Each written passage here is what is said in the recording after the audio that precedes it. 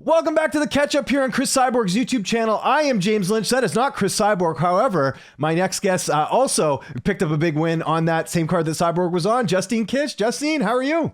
Hey, thanks for having me on your show, James. I'm doing good. Feeling super happy and excited. Feeling a little heavier than a couple of weeks ago, but all good feelings here. Well, it's well-deserved. What a win that was over Ilima Lei Macfarlane. We'll get into that in just one sec, but just want to let our viewers know that A, Cris is traveling right now. She's in Brazil right now, so that's why she's away. And two, if you're watching this video, why haven't you hit the like button? Why haven't you hit the subscribe button? You got to do that. We do this show every Tuesday. But Justine, I mentioned it there. Huge win over former Bellator champion Ilima Lei Macfarlane. Just, we're a little bit removed from the fight, but how are you feeling after that one? That's got to be high up there in the career resume in terms of winning that fight. It's probably the biggest fight in my MMA career. I mean, even bigger than my UFC debut. Any of that stuff. This is huge. Just catapulted me to top 10 in the world. There's so many things that almost keeping me against it from being able to go to fight week, and I did everything in my power to make sure that I show up healthy, ready, and ready to beat her, ready to win. Like I really, really wanted this, and it's just crazy. I saw comments. I heard some things. People was like, "How did Justine lose and still gets to fight number one contender, right?" But then that's when I kind of stepped back and I looked at like, man, I'm definitely being brought in to lose. Mm-hmm. But that's on them, right? I'm not gonna ask me questions or like, why is this? I'm not gonna ask about the bracketing. I was like, yeah, let's do this. After that, it was a few set of events that just made things even more difficult, but it's all part of the journey, and I loved it, and it makes everything that much more memorable. But yeah, when my manager first called me and he had said, we're going to fight number one, I'm like, what? Okay. I mean, of course I was excited about it, but I was just kind of confused. I'm sure like most of the fans were, but I'm not going to say no, of course. I mean, I was like, well, I think I got it. I see what she's doing. I see how she's fought in the past, and I was like, I can do this. I can beat her. I'm capable. They just don't. What they don't know is I've been ironing shit out, in the cage for the past few fights. Mm-hmm. Off of wins and losses, I still haven't been 100% happy with my fights, and I don't know what I mean. I know several things. There were several contributing factors, of course, but I didn't have to do any ironing. I mean, everything was so smooth. Everything really came together, and I wish every fight was like that. But you hear a lot of stories. Not everything comes so smoothly, right? Yeah. But there was never a moment where I was stuck trying to think about what's going on here.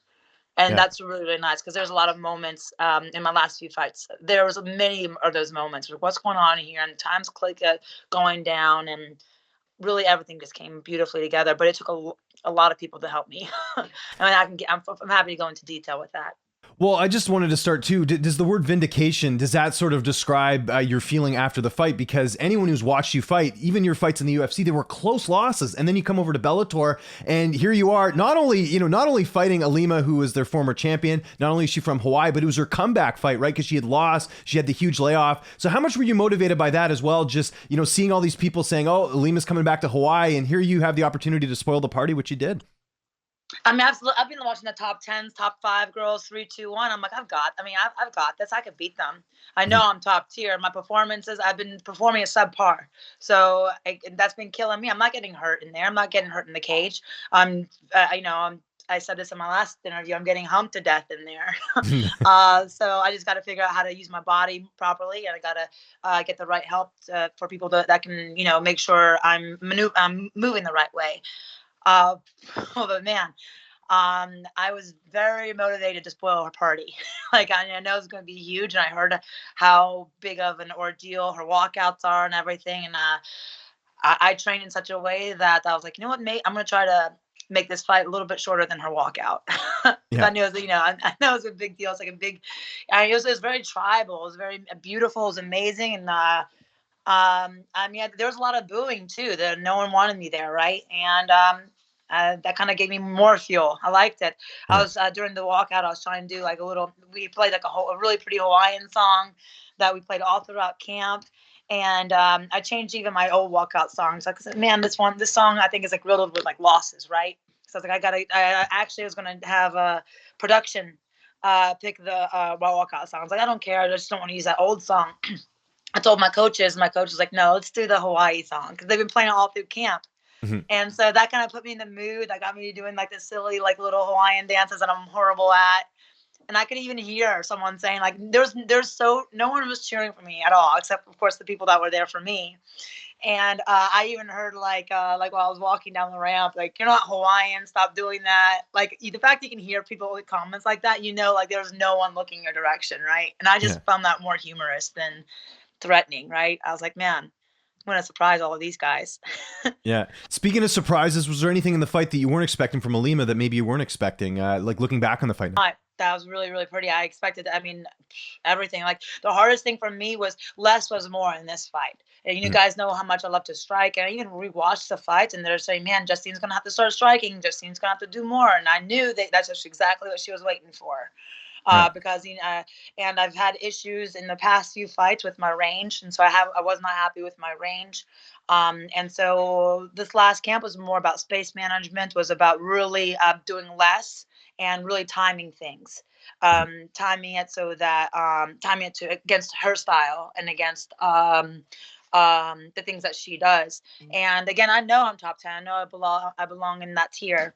And I do jiu-jitsu and wrestling all the time. I just haven't been able, for whatever reason, I just haven't really been able to put it all together past few fights. And I would like to say, I hope that last performance, people realize I'm very comfortable with jiu-jitsu, where no matter where it goes, I'm never not comfortable. It was just a Mhm. matter of putting it all together, and it was a very smooth night that night for me. And that's what we all work for. That's what we all hope for. And I also know, Lima was coming from her knee surgery. I've had 4 knee surgeries. I know what it's like to bounce back from it. I know what it takes. I know the movements that are hard to get. Of course, you can improve, and heck, you can. I would arguably, I would say, my surgical knee is even better than my good knee, right? Mhm. So I would say it's stronger and everything, but I do know it takes time to move certain directions. I do know. I mean, you can, of course, you can get it back to better. You can get it fun, but I was kind of hoping on the not hoping, not relying on it either. Something wrong word, but I know that it's difficult to have these kind of maneuvers. It's the slowest to get to regain. Mhm. And so I was really using those motions and those movements against her, and I could see it. And I usually don't do a lot of running around in there, but there are times that you'll see that I kind of separate and I really take a really off run the wrong direction. That was really for me to sit down for her to come find me, so I could see how she was putting her weight on her legs. And so I Interesting. just took Okay. advantage of that. And I don't know if you remember seeing that or not, but Yeah.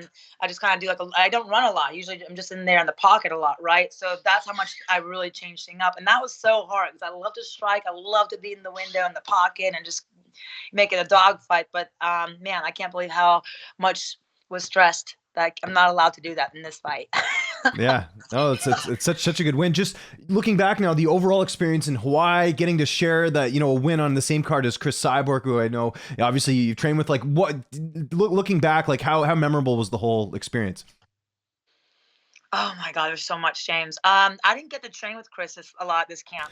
Yeah. No, I figured. Yeah. Because there was an injury and that sent me to the hospital. So I had to kind of redo my circuit. And I had these 2 amazing coaches that worked around my hospital schedule and my medicine schedule. At one point, I had two infections, bacterial infections, and we had to be super careful, careful of the equipment and not making sure it doesn't spread or anything like that. It was chaos.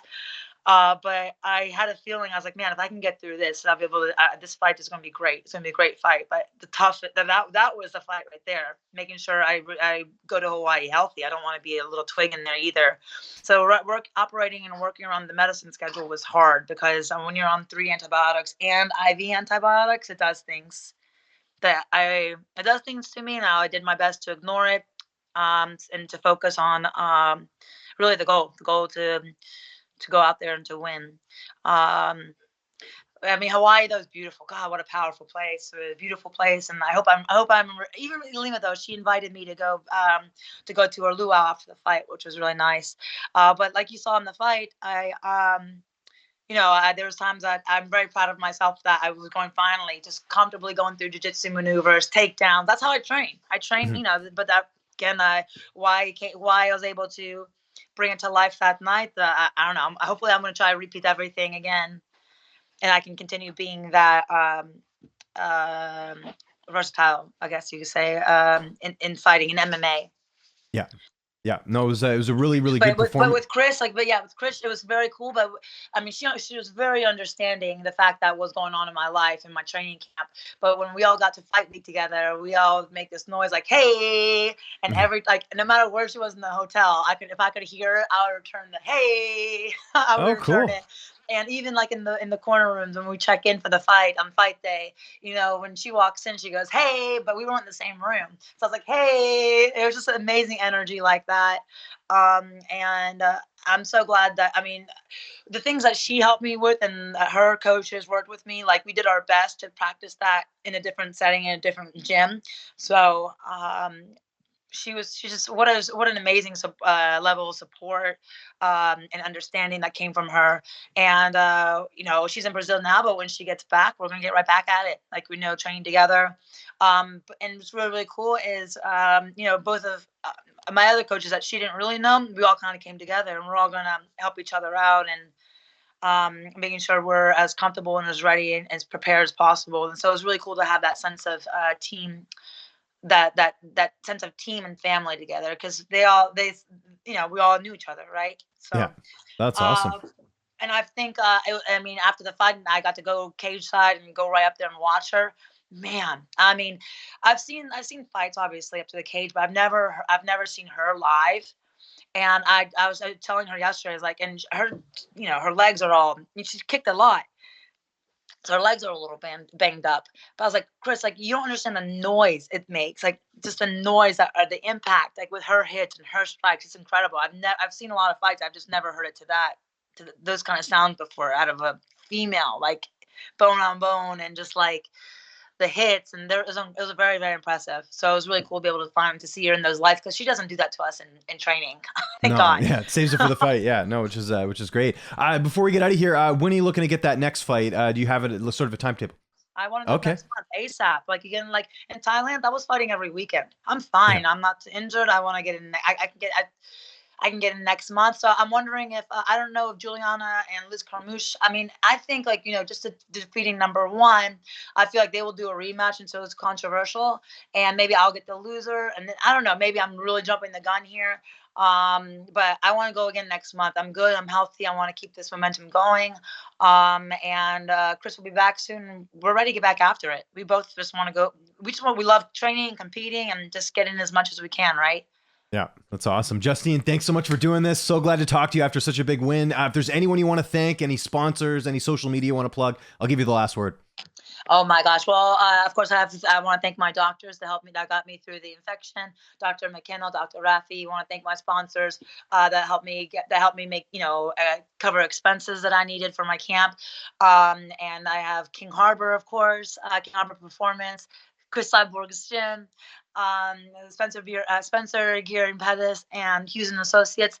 Man, they helped me so much covering the expenses I need, so I can really just focus on the fight and be successful. And yeah, of course, I appreciate the team and the family. It really took a lot of people.